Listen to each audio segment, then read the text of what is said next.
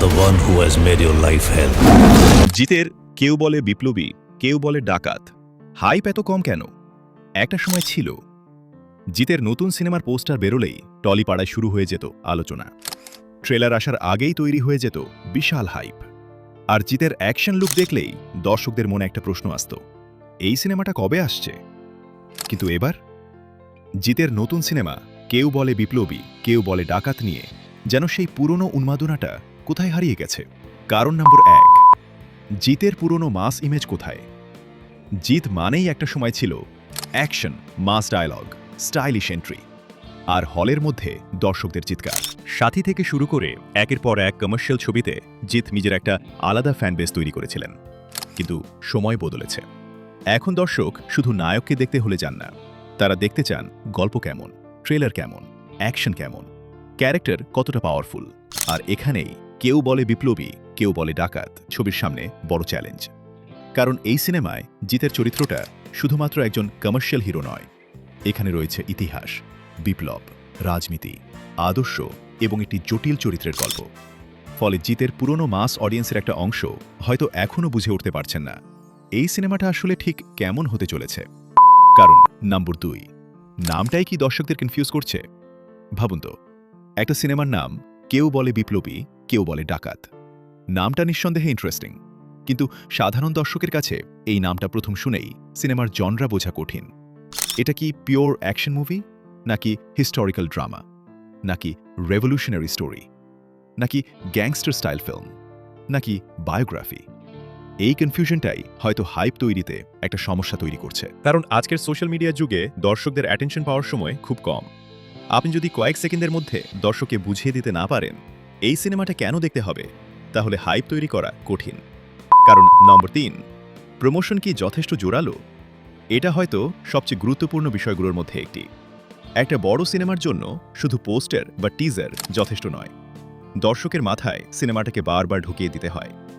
Trailer, song, character poster, behind the scenes, interview, social media campaign, সবকিছু মিলিয়ে একটা atmosphere তৈরি করতে হয়। কারণ নম্বর 4, ওটিটি আর সোশ্যাল মিডিয়া বদলে দিয়েছে দর্শকের রুচি। এখনকার দর্শক কিন্তু আগের দর্শক নন। এখনকার দর্শক ভাবে সিনেমাটা থিয়েটারে দেখব নাকি ওটিটিতে আসা পর্যন্ত অপেক্ষা করব।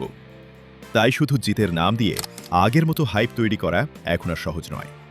দর্শক এখন প্রুফ চান, আর সেই প্রুফ দিতে হলে ছবির ট্রেলার এবং কন্টেন্টকে অসাধারণ হতে হবে।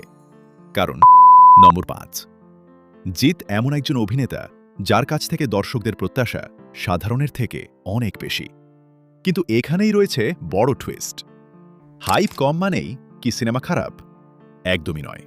বরং অনেক সময় যে সিনেমা মুক্তির আগে খুব বেশি আলোচনায় থাকে না, সেটাই মুক্তির পর সবাইকে চমকে দেয়। আর কেউ বলে বিপ্লবী, কেউ বলে ডাকাতের ক্ষেত্রে সেই পসিবিলিটি একেবারেই উড়িয়ে দেওয়া যায় না। কারণ এই সিনেমায় জিতের চরিত্রই সবচেয়ে বড় অ্যাট্রাকশন। তার সঙ্গে রয়েছে শক্তিশালী সাপোর্টিং কাস্ট এবং হিস্টোরিক্যাল ব্যাকড্রপ। আর যদি পরিচালক এই গল্পটাকে ঠিকভাবে পর্দায় তুলে ধরতে পারেন, তাহলে ছবিটা হয়ে উঠতে পারে জিতের ক্যারিয়ারের একটা গুরুত্বপূর্ণ সিনেমা। সবচেয়ে বড় প্রশ্ন, জিত কি আবার নিজের পুরনো ম্যাজিক ফিরিয়ে আনতে পারবেন? এটাই এখন কোটি টাকার প্রশ্ন। একদিকে রয়েছে জিতের বিশাল ফ্যান বেস, অন্যদিকে রয়েছে পরিবর্তিত দর্শকের টেস্ট। একদিকে রয়েছে হিস্টোরিক্যাল ক্যারেক্টার, অন্যদিকে দর্শকের প্রত্যাশা, মাস এন্টারটেইনমেন্ট। আর এই দুইয়ের মধ্যে ব্যালেন্স তৈরি করাটাই হবে ছবির সবচেয়ে বড় চ্যালেঞ্জ। যদি জিতের ক্যারেক্টার পাওয়ারফুল হয়, যদি অ্যাকশন সিকোয়েন্স চোখে পড়ার মতো হয়, যদি স্টোরি দর্শকদের শেষ পর্যন্ত ধরে রাখতে পারে, আর যদি ট্রেলার থেকে অডিয়েন্সের কিউরিওসিটি কয়েক গুণ বাড়িয়ে দেওয়া যায়, তাহলে আজকের এই লো হাইপ কয়েক সপ্তাহের মধ্যেই পুরোপুরি বদলে যেতে পারে। তাই এখনই বলে দেওয়া সম্ভব নয় কেউ বলে বিপ্লবী, কেউ বলে ডাকাত হিট হবে নাকি ফ্লপ। কারণ সিনেমার আসল বিচার হয় না পোস্টার দেখে, হয় না সোশ্যাল মিডিয়া হাইপ দেখে। আসল বিচার হয় থিয়েটারের ভিতরে। দর্শক টিকিট কেটে যখন হলে ঢুকবেন, স্ক্রিন অন্ধকার হবে, আর বড় পর্দায় যখন জিতের এন্ট্রি হবে, তখনই বোঝা যাবে পুরনো সেই জিত কি আবার ফিরে এসেছে, নাকি বাংলা সিনেমায় জিতের নতুন অধ্যায় শুরু হতে চলেছে। আপনার কি মনে হয়, কেউ বলে বিপ্লবী, কেউ বলে ডাকাত কি জিতের কামব্যাক ব্লকবাস্টার হতে পারে, নাকি সিনেমাটার হাইপ সত্যিই প্রত্যাশার তুলনায় অনেক কম? আপনার মতামত অবশ্যই কমেন্ট বক্সে লিখে জানান। আর এমন বাংলা সিনেমার খবর, রিভিউ এবং আননোন ফ্যাক্টস পেতে চ্যানেলটি সাবস্ক্রাইব করে পাশে থাকা বেল আইকনে ক্লিক করতে ভুলবেন না। কারণ বাংলা সিনেমার আসল গল্প শুধু পর্দায় নয়, পর্দার পিছনেও লুকিয়ে থাকে।